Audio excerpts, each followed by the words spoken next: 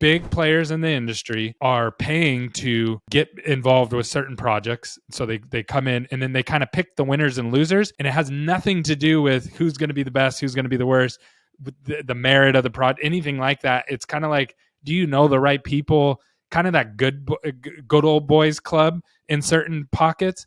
And I think that might be changing, but I've heard this over and over and over again.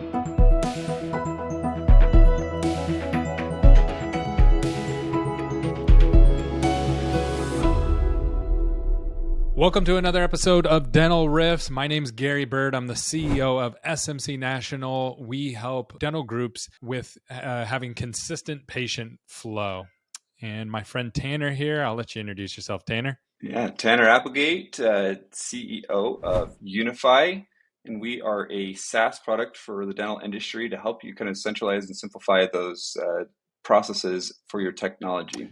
Awesome. So I got a juicy story for you. I have a group that reached out to me, and all of a sudden their new patients like cut in half overnight.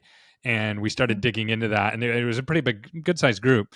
So you can imagine the panic that was set in with them. And it was interesting what we found out. But before we get into that, I would love to know, what have you been up to? I know you've been traveling and doing a lot of cool stuff. Anything new in the world of Tanner? Yeah, so I got a handful of new things, actually. We went and first off, a couple of weeks ago, I know that we kind of had different events at the same time, but I was able to speak about your tech stack at the DSO Leadership Summit, right? And to be completely fair and honest, I didn't expect much going into the event just because I hadn't heard about it, didn't know a ton of people that were going, et cetera. But when I showed up, it was an incredible event. Like the HR for Health and Group Industry Now, they did a great job putting on that event. I mean, it was definitely kind of top-notch quality about how the event logistics are run. There was a good amount of people. What makes like a top-notch? What makes a top-notch event? Like, what is how does that look and feel? You could just kind of like tell that things were like well thought through, right? Like the little tiny details about, okay, there was signage that was clearly understanding, like, okay, this may not be an easy to reach place, but there's clear signage on how to get there, right? Or like the badges were high quality. They weren't just like printed from Staples down the street because they forgot to order them ahead of time, right? Like just the little things here and there that I don't know why. Maybe it's because I didn't know much about the event going into it, but I kind of expected it not to be as high of quality, but they did an incredible job. I was very impressed. And I thoroughly enjoyed kind of being able to do the panel on tech stacks just because, that's my passion in dental in general. Yeah. How'd that go? It was great. We had a good panel on. All in all, though, I mean, panels are hard just because you need to give time for everyone to kind of speak, and you can't get into the nitty gritty, which is what I love doing, especially with technology. But all in all, we addressed some good things around like how do you implement technology, which is kind of the biggest problem I think around DSOs and their tech stack in general. Any like revelations? Process. Any revelations from the group? One of the things that we talked about is just in general, people have terrible project management in DSOs, right? It's not a normal thing. We have a friend that's kind of addressing this in general, Jody, right, who we both worked with as a good friend and mentor, both of ours. She's creating essentially a project management training or group for DSOs around this, because implementation is all around project management, but DSOs don't do that, especially the formal way of it. Yeah. And so we talked about how even if you don't have a formal project management department or structure, you need to have at least like a worksheet or something that you work through every time you try to go and implement a new vendor and or technology. And so we kind of gave some great resources about, here's a template, and we can actually put it on here too. Yeah, I'd love that. But in general, I mean, I think that the just having something that you go to and turn to every for time those you do listening, a new implementation. We get a lot of more podcast listeners on like Apple and things like that. But if you're listening to this and you want the link, check out YouTube. We'll put the link there. And I think we'll also probably put it on the website too. Oh, right? yes, absolutely. So yeah, if you want to go watch that. So that's really cool. I totally agree. Change management's probably the biggest thing for a dental organization, because what happens is, what I've seen happen with these groups is you start with one practice. You don't really need a project manager at one practice, right? I mean, you could use one, but it just doesn't make sense. You grow to 2 or 3 practices and kind of everybody elevates. So you have all these people who are working in the practice, but they're also working on the practices, and they start to form that group. And then they're like, hey, we should be a DSO, but still everybody's kind of working in the practices and on the practice level. and they really struggle to get traction, and they can't see that the reason that they're not getting the momentum that they want is that they're so busy working in the business, they don't have time to work on the business. And getting a dedicated project manager, if you're trying to kind of turning that road where you're at 3 to 5 to 6 locations, you get that project manager, they're dedicated to working on the business. They're not working in dental at all. And that really, I've seen groups, that's when it really starts to solidify. Okay, now we have a DSO that's actually working on the business. Is that kind of how you see it as well? Yeah, I mean, my personal experiences, I think, are replicated a lot in these entrepreneurial dentists that are doing, especially emerging groups, is that you hear this term, this vague term of project management, but you have no experience with it, right? Dentists went to dental school, come out, and they go straight into some type of private organization, et cetera, right? Like you've never worked with a project manager. I have no idea where, like when I first started project management, if it wasn't for Jody, I had no idea where to Yeah, begin, right? same with I me. would have hired somebody and it would have been a failed hire Yeah, I hired because a lot you of don't have experience with it. Yeah, because there's different kinds of project managers. So you have project managers who are more geared to a repetitive action that they're taking people through processes that are already solidified and they're repeating those over and over and over again. And then you have project So an managers example in a DSO would be like when you onboard a new office, that's a project that you do over and over again, which right? So which having a project manager specific to that is a repetitive Yeah, process. that's such a good call out. So yeah, and we have project managers like that even inside of our company that are very repetitive. Now there's other kinds of project managers who would not want that job because it's so repetitive, because it's the same thing over and over and over and over again, where but they want new projects. So this is somebody who would bring in new technology into the DSO and things that no one knows about inside the DSO, and they'd have to talk to other people and they'd have to learn about it and immerse themselves in it. I've learned that I work a lot better with on the Kobe.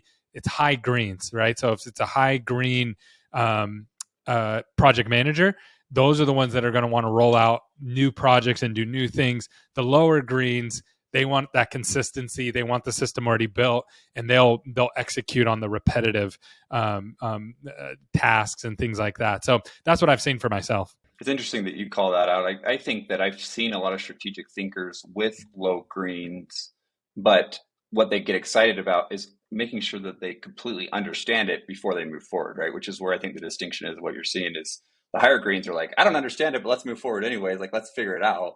Where these other ones, like the lower greens, and maybe I resonate with them because I am a lower green, which is I still want to move forward on this strategic initiative, but I also want to understand a little bit of what I'm getting myself into before I move forward with it. Yeah, yeah. So there's a ton to project management, but it is absolutely a game changer in a DSO once it gets rolled out. So I think that she's got a new website coming up specifically for project management. We'll reach out to her, and I think it's leaders.dental or something like that. Oh, that's awesome. We'll reach out to her to make sure that we verify that, and we'll include those in the notes as well. So anyone who wants to get started with project management. Awesome. Yeah, 100%. That's great. And then I spoke at the same time. So I didn't go to your conference. I would have. It looked like a good one, but I was asked to speak at the DSI and Polaris event, scaling from clinician to CEO.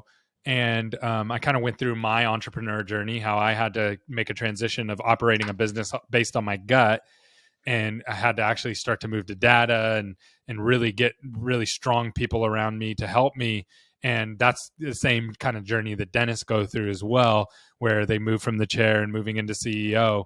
So that's definitely that was a great event. I talked to about 5 or 6 dentists after the event, about a week later, just catching up with them, and they all said it was amazing. They all said this was one of the best events that they've gone to from a tactical standpoint of how to get out of the chair and what steps they have to actually take to start building their group. And it was basically groups from 1 to 2. There was a couple people with 1 practice. Most people had 2 practices up to about 5, 6. I think there was one guy there with like 20 practices, but pretty much everybody was that 1 to 5 group range. And that's a hard stage because you need to be out of the chair, but you're usually the highest producer. So yeah, I can definitely see why that would be very beneficial. That was actually the first thing that they went over was get ready to take a pay cut. If this is what you want to do. Good. And if you really want to grow, there's a pay cut coming, and here's how to offset it. And then here's how big you need to get to offset or here's how to do the math on figuring out where you're going to break back to your old salary again. Right. And they actually did the mathematical breakdown in a spreadsheet on a screen, and then did it in such a way that even I could understand it.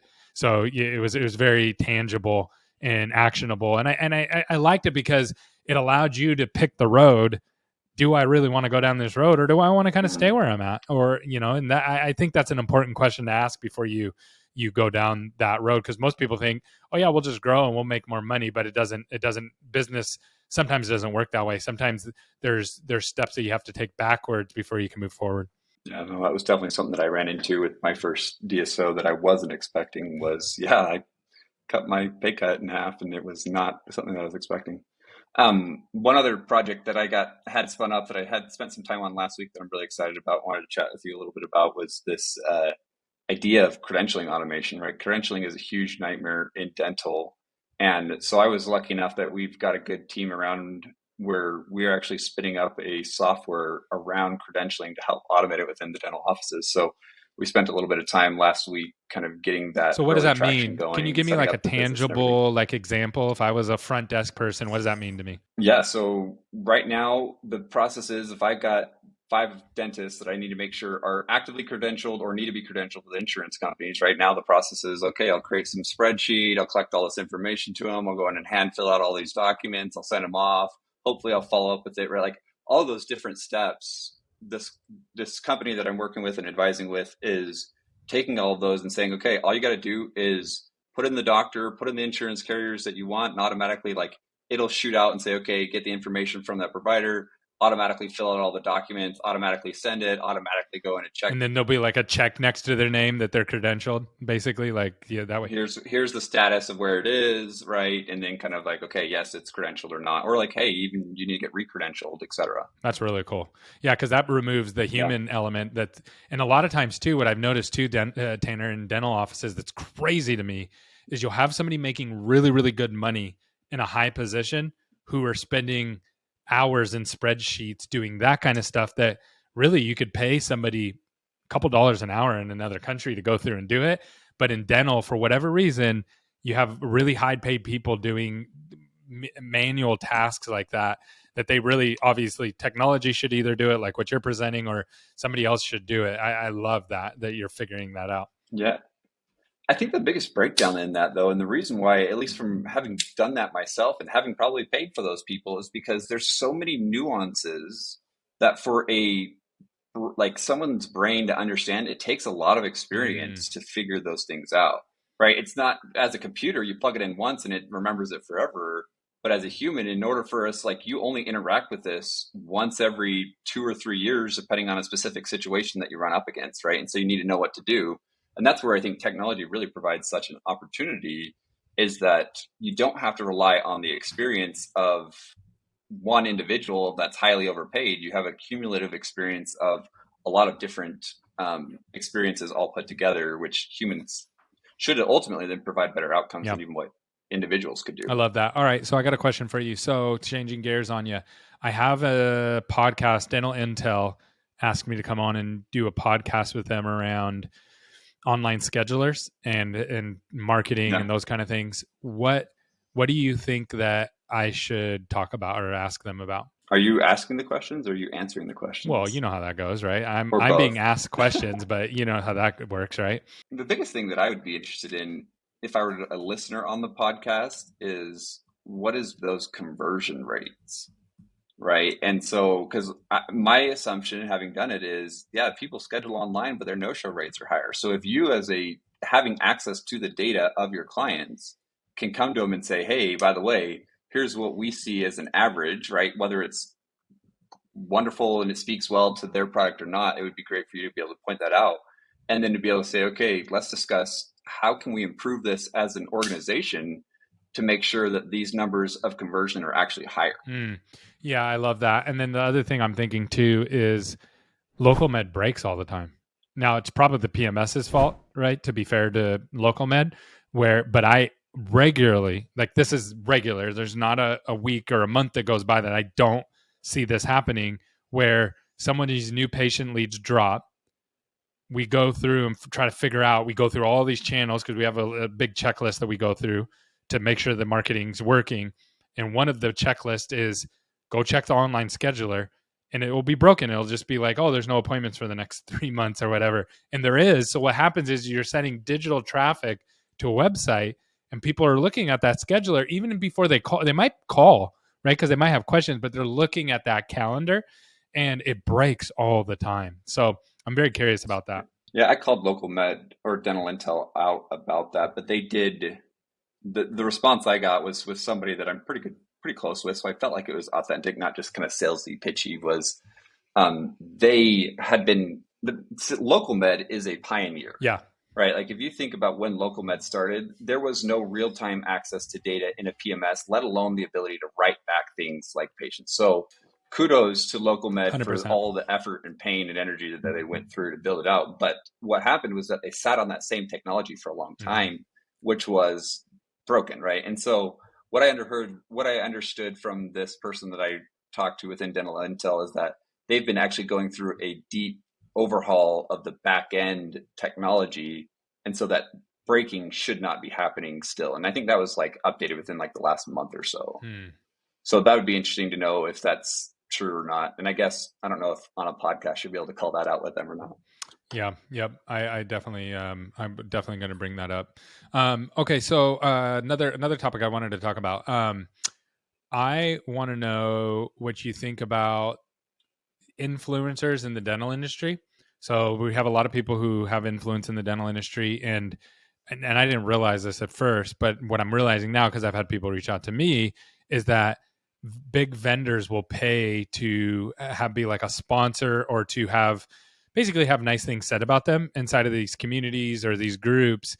And sometimes it's very upfront, and sometimes it's not upfront. Sometimes you can see it, like it's clear, like, thank you so much for so-and-so sponsoring us. And sometimes it's not. And it gets a little bit tricky of who's recommending who. And there's these referral programs that these companies get set up on. Basically, the vendors will pay people to refer them out and recommend them. And so they're like, yeah, you should use XYZ phone system, or you should use XYZ PMS. And what they're really doing is they're providing the link back for them to sign up. That's going to provide them cash on the back end of that. So what are your experience with that? Like, what do you understand about that, and what your kind of point of view on that? Referral kickbacks are a huge thing everywhere, not just dental. So I think that's the first thing to be called out. The ethics behind it, I'm not really quite sure how I feel about it, because from one point, like if you're referring something that you totally do believe in, right? You think this really truly is the best product for your organization. I think that there's no reason why you shouldn't be able to refer that specific company. And I don't think a kickback is totally bad either, because it's really kind of like hey, thank you for supporting our business and growth and such.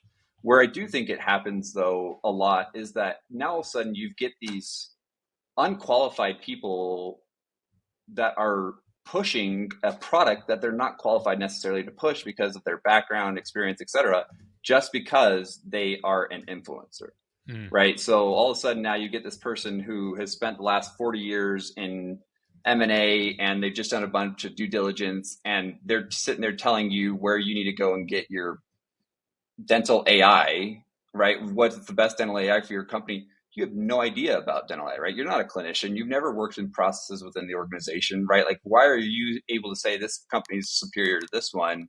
And therefore, like, ultimately, like, that's a misconnection right there. And so I think that's where ethically it's a problem for me, is where you start getting these influencers who truly do have influence on what other people do, sitting there recommending things that are completely outside of their lane.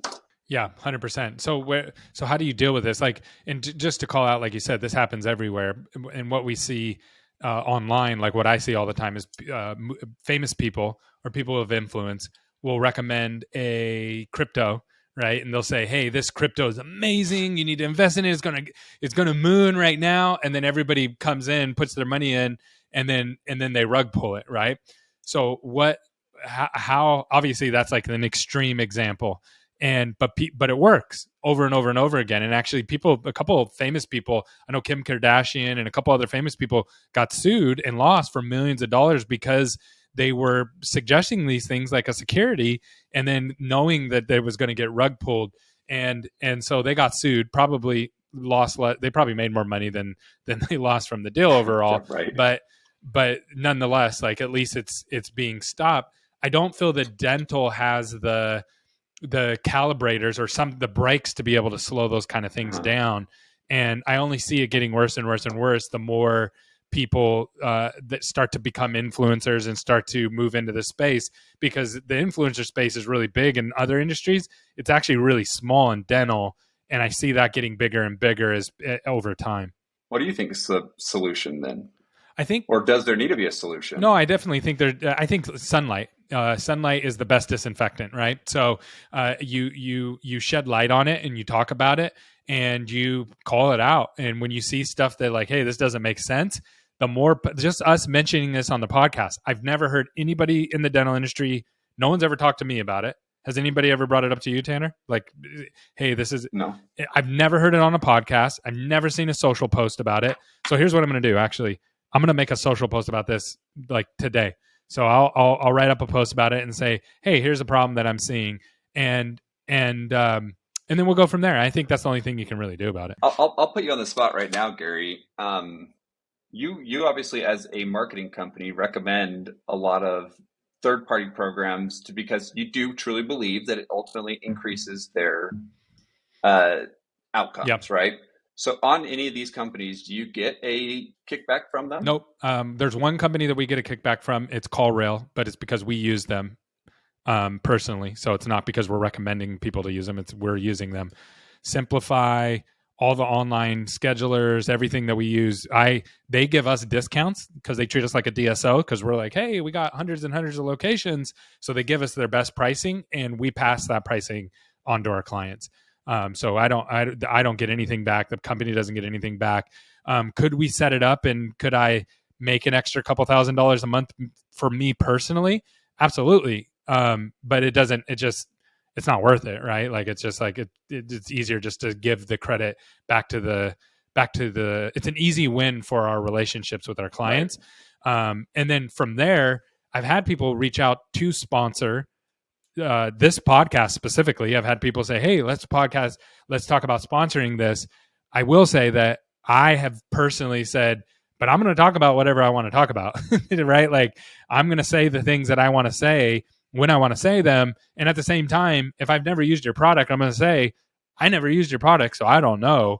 They're just a sponsor. And that's not very advantageous for people from a sponsor standpoint. But I know what will happen eventually as we build an audience, as we build a following, the right people will show up and say, hey, I want to be a part of this. Right.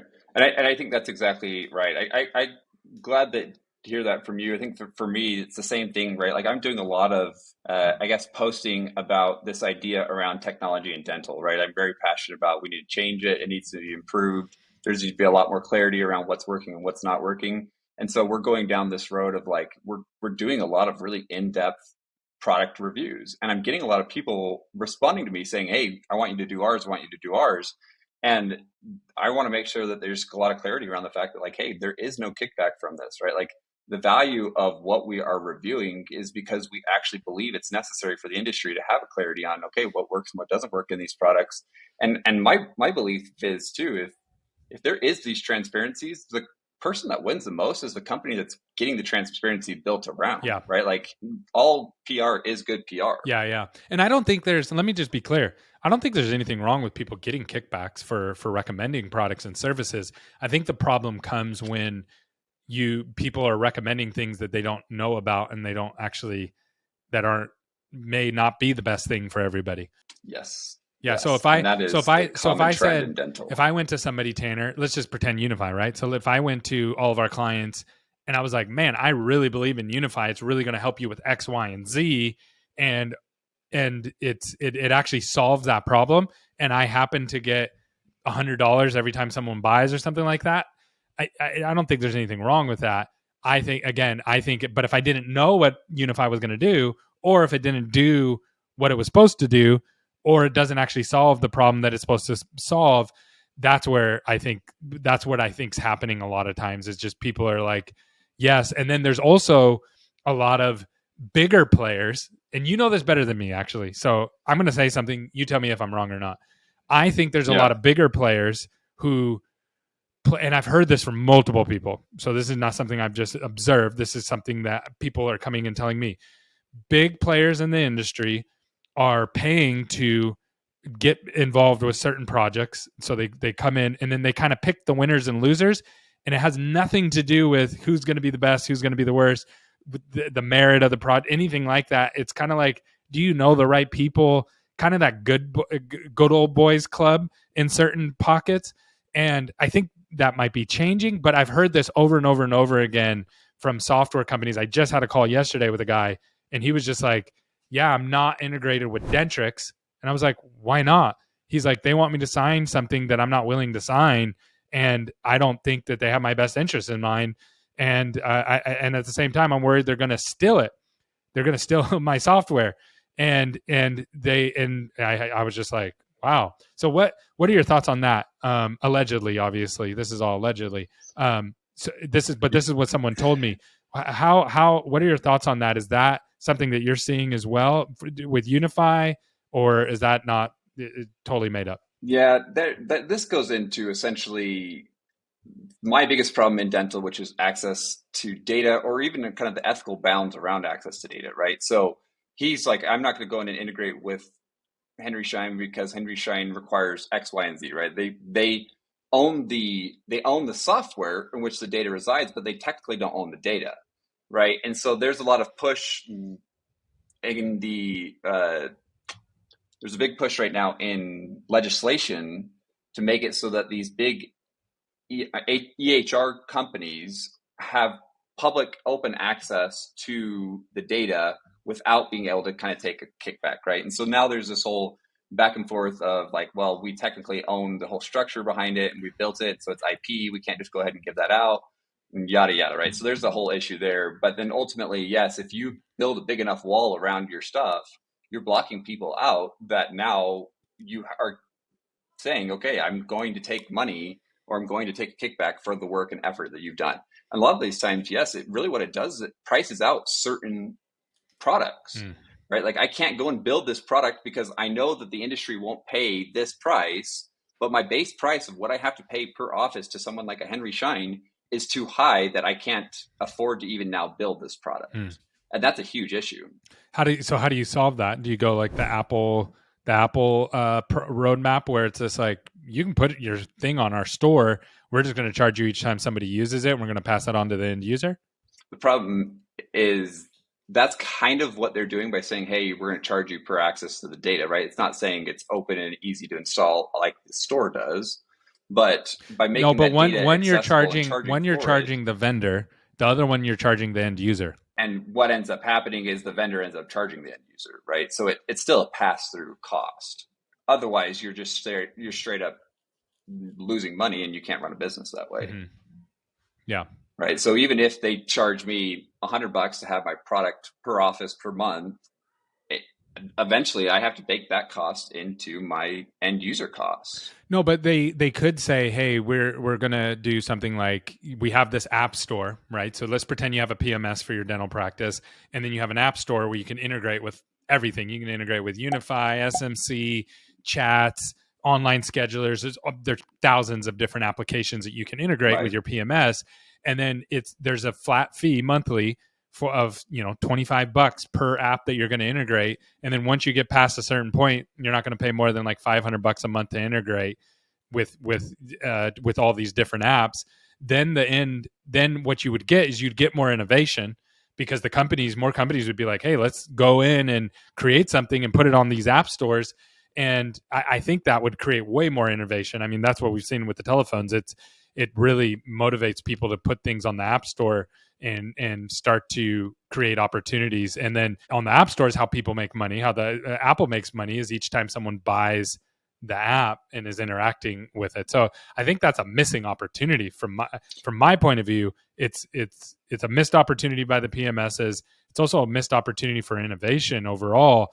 I'd rather have hundreds or even thousands of businesses participating in the ecosystem rather than a select few that are hand selected. Yeah, the reality is though, is it's not in their best interest, right? Apple plays a quantity game. You can go in and you can get a million, 10 million, 100 million downloads of one app. And now all of a sudden, if you're taking a small percentage of each one of those, it adds up to a huge amount of revenue, right? In dental, we don't have that luxury of that quantity of downloads. And so even if like, let's say, I think it's something like 7% that Apple takes. If we were to replicate just that model in dental, essentially it adds up to pennies now for these. Yeah, I wouldn't do a PMSs percentage. where they're not going to take 7%. They're going to do. I wouldn't do a percentage. I would do a per app per month that you want to integrate with, right? And so that way, right. And that's what's happening right now, and that's what breaks the system. Ultimately, they don't have the app store, so the missing accessibility piece where I can come and easily decide which ones I do, that doesn't exist, and that is a missing opportunity for the PMS. But the alternative by not having it is now instead I get to push my add-ons. Instead of getting $99 per month per office, I'm actually going to get the full $249 because that's what I'm charging you. Right. So now instead of having it accessible and only getting pennies on the dollar, I'm actually making it so it's not accessible and I get all of the money instead of just a fraction of it. So that's really what's the broken piece in this industry, is that needs to change, where now all of a sudden there needs to be that accessibility and to be able to allow innovation in. Got him. Yeah, agreed. Okay, I want to tell this story. I'm going to change gears on you.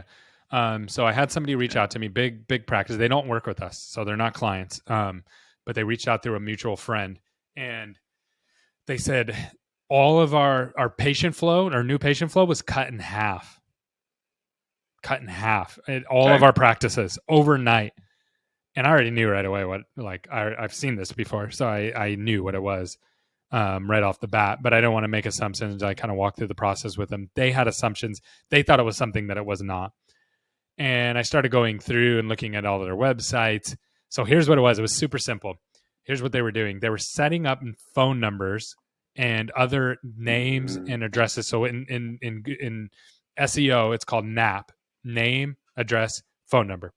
So here's what happens. And this happens all the time when you don't work with a dental specific marketing company or marketing person, or they are dental specific, but they're so niche, like they only run Yelp ads, or they only run Facebook ads, or they only run very segmented things inside the dental industry. What happens is they go, hey, I really want to help you start tracking your Facebook ads.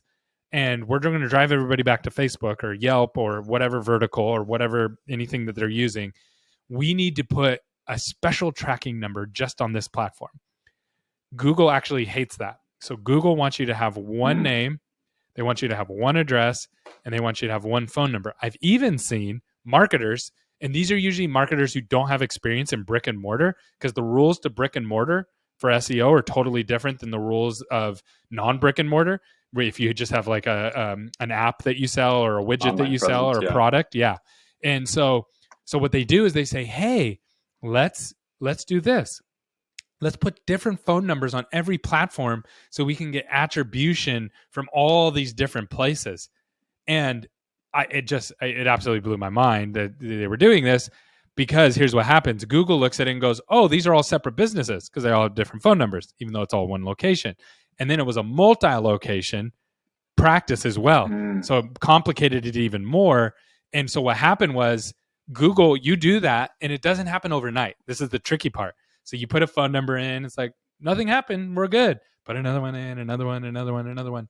And overnight, everything just disappeared. All their patient flow disappeared.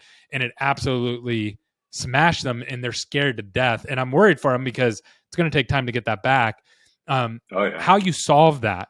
So here's how you solve that. I'm curious. So what you want to do, because it's like, well, I still want attribution. So what you use is you still use a block of tracking numbers, but where you place those tracking numbers is crucial. So online, you have one name, you have one address, you have one phone number for each practice location. Those all have to be unique and line up, NAP, NAP. Then on the website, you use what's called dynamic insertion phone numbers. So dynamic insertion phone numbers is you get a block of 20 numbers, and those numbers, every time a visitor comes to that website, it rotates down into the next phone number. And then that way it can tell where that person last came from. So if they came from Yelp, it assigns it to that phone number. Next person comes to the website, they came from Facebook, assigns it. Next person came from Google, assigns it. Next person comes from wherever, assigns it. And it's not perfect, but it's way better than the other way. And then you can actually start to attribute where everything's coming from. But you have to have experience in setting this up to be able to do it. And if you don't, and in dental, it's just like everything else, where you have people who maybe they're a hygienist or maybe they're just getting started in the marketing world. This is very technical, and it's not something that you just naturally. Your intuition doesn't point you in this direction. Your intuition actually points you in the wrong direction to put tracking numbers on everything else. So it was fascinating for me to see this at scale. I've seen it on small scales where maybe like somebody has 2 or 3 practices. I've never seen somebody with 20, 30 practices. They might even have had 40. They were big. I didn't go through their whole website and see somebody get slapped with that. Dynamic is the solution on a website, right, where you can put it into the code and stuff. What is the solution, though, for attribution on a static phone number location, like Google My Business or anything else like that? Do you just not have attribution at that point? Yeah, you have to have dynamic insertion on the website. But if they're calling directly from Google My Business, right, they go to Google Maps, they click on your thing, and then they call you from there. Well, then you have the Google Maps. Google My Business will tell you. So you have the call from there. Yeah. So Google My Business tells you how many calls. I'm curious, is that plugging into your like CallRail or where you guys centralize that? Exactly. But then you have to sort if it's even a new patient. The problem with Google My Business that most people don't realize, existing patients use it way more than new patients. So if you're getting 50 new patients a month at an office, you might be getting 300 people who are calling you a month that are existing patients, and they're Google mapping it and they're getting directions there. So Google My Business is more of an existing patient hub than it is a new patient hub, but it is also the central hub for all new patients as well, which most people don't realize, because almost everybody goes to the website, then goes back to the Google My Business to check out the reviews. And so there's so many nuances to this. It is not simple. And people try to make it simple and try to do cutesy things with it. It's not as simple as what people think it is. Yeah, for sure. And my favorite thing is when a marketer does it in the style that they are a customer, right? Thinking that the way that they address or find a new customer, a new place to do business is the way that everyone does that, right? Yeah. And see that way too often. Everyone's an expert, right? My mom's a professional photographer. Her favorite thing is when somebody calls up to cancel just because she decided that her friend who has a nice camera is now a professional photographer. Well, too. You know what's crazy? There's a meme that floats around about this, is that marketing is somebody was like, what's awesome about being a CMO is that everybody has an opinion on how you should do your job. So when you're a CEO, people are like, oh, you're a CEO. That's good. I'm sure you're doing a good job. If you're a CTO, like there's not people chiming in telling you how to solve problems.